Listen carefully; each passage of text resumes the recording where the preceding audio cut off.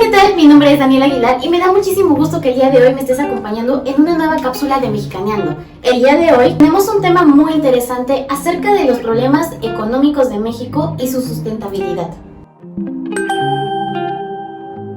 Esto es la economía mexicana. Hablemos acerca del sector agropecuario. El sector agropecuario de la economía mexicana está integrado por 4 ramas: ganadería, silvicultura, pesca, agricultura. La ganadería consiste en la cría del ganado para su venta o la explotación de sus productos derivados como carne, leche y piel. La silvicultura se define como el aprovechamiento y conservación de los bosques y selvas. La silvicultura se define como el aprovechamiento y conservación racional de los bosques y selvas, obteniendo recursos como madera, resina y chicle. Pesca: extracción de especies animales del agua, ya sea mar, lagos y ríos. Agricultura: labranza o cultivo de la tierra, objetivo de obtener vegetales para consumo humano. En la tabla podemos darnos cuenta cómo el sector agropecuario, en su crecimiento y participación por sexenio, ha aumentado y disminuido en un orden no establecido. Sin embargo, si analizamos la tabla del lado de participación en el PIB, nos podemos dar cuenta de cómo el crecimiento ha ido disminuyendo desde el 19.3% en el periodo de Manuel Ávila Camacho hasta un 11.6% en el gobierno de Gustavo Díaz Ordaz. En la agricultura, el crecimiento más alto de la actividad agrícola tuvo lugar durante Ruiz Cortines, 8.1%. De promedio anual, el menor crecimiento ocurrió en el sexenio de 1982 a 1988 de Miguel de la Madrid, ya que fue el 0.3% en promedio anual de la participación de la rama en el PIB.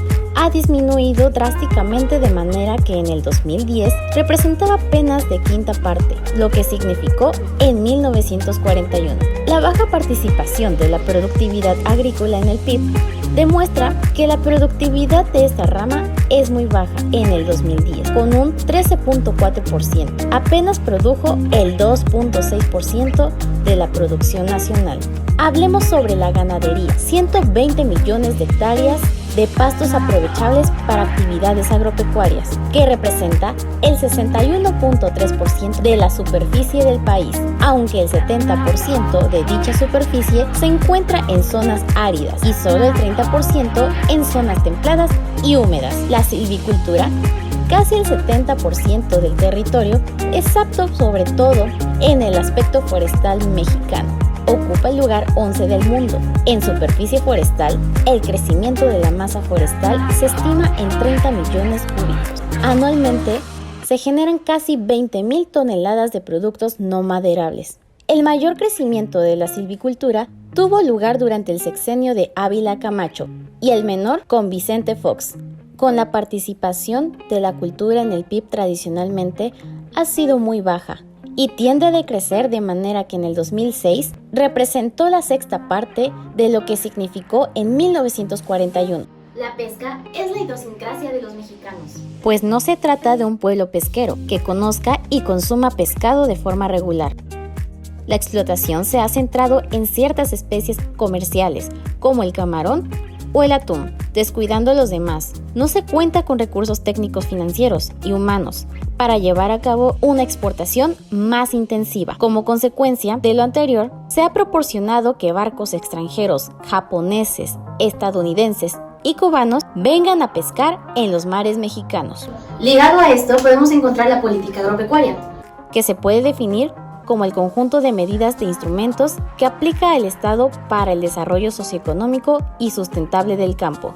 Dentro de esta política se ubica SAGARPA, Secretaría de Agricultura, Ganadería, Desarrollo Rural, Pesca y Alimentación; SRA, Secretaría de la Reforma Agraria; SERMANAT, Secretaría del Medio Ambiente y Recursos Naturales; Financiera Rural, FIRA, fideicomisos instituidos en relación a la agricultura. Sección 2. La industria. La industria es un conjunto de actividades económicas y se encarga de transformar y adaptar los recursos naturales y materiales en productos que nos ayudan a nuestras necesidades. Hay dos diferentes tipos de industria. 1. Industria extractiva y la número 2, industria de transformación. La extractiva se encarga de buscar recursos del subsuelo, ya que son recursos que utilizamos en la economía, como los minerales y el petróleo. Estos solo reciben un tratamiento de limpieza. Por su parte, la transformación es un conjunto de actividades que producen bienes materiales o mercancías. Estas sufren cambios durante el proceso productivo, ya que está formada de recursos naturales y materia prima. También es conocida como manufacturera. La industria clasifica los bienes en bienes de consumo que satisfacen nuestras necesidades y fueron procesados previamente. Los bienes intermedios satisfacen nuestras propias necesidades, pero sufren un pequeño cambio. Y los bienes de capital tienen que ser completamente transformados, pues por sí solos no satisfacen las necesidades. La industrialización es un proceso económico que se engloba de acuerdo a los países. En el caso de México, fue un proceso difícil y largo, pues hasta la fecha, la industria sigue teniendo problemas fuertes. En 1929, el país estaba mal internamente, ya que había una crisis capitalista mundial. En este caso, se optó por la industria de extracción, nuestro fuerte hasta la fecha, pues tras la Segunda Guerra Mundial, proveíamos de materias como el petróleo a las potencias de ese entonces y hasta 1970. Fue en esas mismas fechas que el país también optó por las manufactureras de televisores y partes de autos, siendo un líder en estas áreas. Desgraciadamente, para 1982, le llegó a México la política económica neoliberal, basada en la apertura comercial y en consecuencia en la entrada de productos industrializados importados, lo que ocasionó una crisis económica del sector industrial, por lo que ya no se pudo continuar con la industria de la creación. Al día de hoy, México se sostiene de la industria extractiva, de minerales metálicos y no metálicos, energéticos como petróleo y carbón, electricidad y construcción. Aunque existe la política industrial, un conjunto de medidas que aplica el Estado para fomentar el desarrollo industrial del país, se han privatizado muchas de las grandes empresas que daban sustento a este sector, lo que desafortunadamente significa un atraso para México. El consejo que nosotros te podemos dar para apoyar la economía y la industria mexicana es que consumas productos nacionales. Ya lo decían, hecho en México.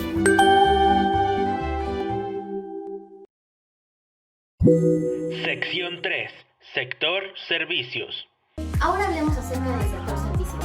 El sector servicios se basa en 4 conceptos: el comercio, el transporte, servicios financieros y servicios comunales. Aunado a esto, se encuentra el crecimiento, las funciones, los problemas y las posibles soluciones, dando como resultado en la política de servicios. El comercio es una actividad económica, realiza un conjunto de establecimientos. La actividad comercial supone la existencia de mercancías, servicios, medios de pago, compradores, intermediarios y vendedores. Política de servicios. La política de servicios es un conjunto de medidas que aplica para el Estado establecido del sector servicios de administración pública centralizada. Está integrada por la Presidencia de la República y la Consejería Jurídica del Ejecutivo Federal, empresas de participación estatal de cuestiones públicas paraestatales.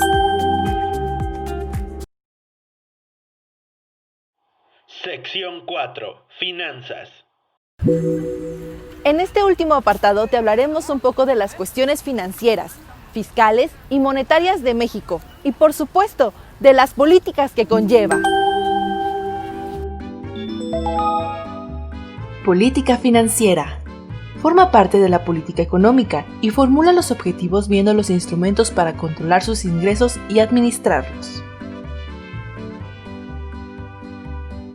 Se encarga del sistema bancario, de analizar el gasto del sector público, así también de evaluar la política monetaria y crediticia, con la finalidad de aumentar el desarrollo económico y sustentable del país.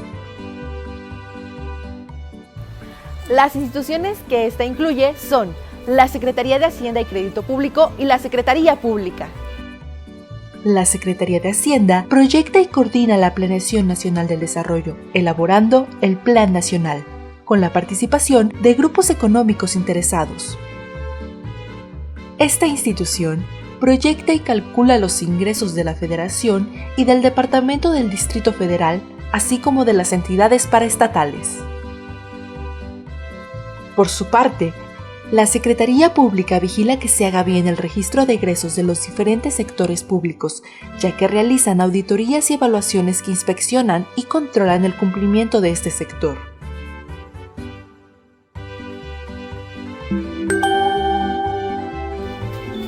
La política fiscal se define como los instrumentos que toma el Estado con el objetivo de recaudar ingresos necesarios para cumplir las metas de la política general. Concretamente, son impuestos, aportaciones, contribuciones y ganancias que se obtienen de las empresas del sector público. Los impuestos más importantes en nuestro país son impuesto sobre la renta, impuesto al activo de las empresas, impuesto al valor agregado, impuesto especial sobre producción y servicios, impuesto sobre tenencia o uso de vehículos, impuesto al comercio exterior, impuesto a la venta de bienes y servicios. Directos, como la tenencia de tu auto. Indirectos, como el IVA. Y aduaneros, que corresponden a las importaciones y exportaciones. Esta política, igual que la anterior, está en manos de la Secretaría de Hacienda y Crédito Público, además de la Tesorería de la Federación, Servicios Aduanales y de Inspección, Tesorería Fiscal de la Federación y el Fondo de Garantía para Reintegros al Erario Federal. Todo el trabajo de estas instituciones se crea con el objetivo de lograr el desarrollo socioeconómico y sustentable del país. Dentro de esta política, un factor sumamente importante es el Producto Interno Bruto, donde, desde el sexenio de Camacho hasta el de López Portillo, pasó del 7.2% al 46.5%, mientras que del sexenio de Miguel de la Madrid a Felipe Calderón disminuyó considerablemente. Política monetaria y crediticia. Esta es el conjunto de medidas e instrumentos que aplica el Estado para regular y controlar el sistema monetario y crediticio de un país. Los aspectos importantes serían la oferta monetaria o volumen de dinero, el tipo de cambio, el tipo de interés bancario, el volumen de crédito, el costo del dinero y la capacidad de pago del dinero. Sus instituciones son Secretaría de Hacienda y Crédito Público, Banco de México, Comisión Nacional Bancaria y de Valores, Comisión Nacional de Seguros y Finanzas, y la Comisión Nacional del Sistema de Ahorro para el Retiro. Estas instituciones forman parte del sistema financiero, conjunto que se encarga de proporcionar financiamiento profesional a las personas físicas y morales. Lo importante de este proceso económico es analizar a nuestro país, pues hay que tener presente un fenómeno que se desarrolla y es la devaluación del peso mexicano en comparación con el dólar. Pues desde el sexenio de Camacho al de Gortari sufrió devaluaciones extremas, costando un dólar 317.40 pesos mexicanos. Mágicamente, para finales de ese último sexenio, un dólar pasó a costar solo 3.10 pesos. Estamos hablando de la época donde se le quitaron 3 ceros a nuestra moneda. Estos temas son sumamente relevantes, no solo porque nos permiten aprender sobre nuestra economía, sino que nos dan la oportunidad de analizarla.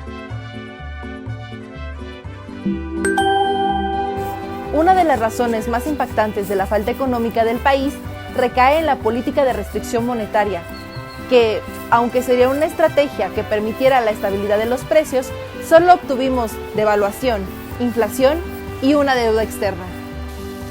Hoy en día, 19.90 pesos no te suena tan aparatoso, pero ¿qué tal 19.990? Ya es una cifra que debe de considerarse. Hay que cambiar nuestra forma de ver el dinero y fomentar la educación económica. Yo soy Carlos Alcaraz y junto con mis compañeros agradecemos que vieras esta megacápsula de Mexicaneando. Nos vemos a la siguiente emisión y siempre recuerda, hoy debemos de cuidar nuestro dinero. hasta la próxima. Bye.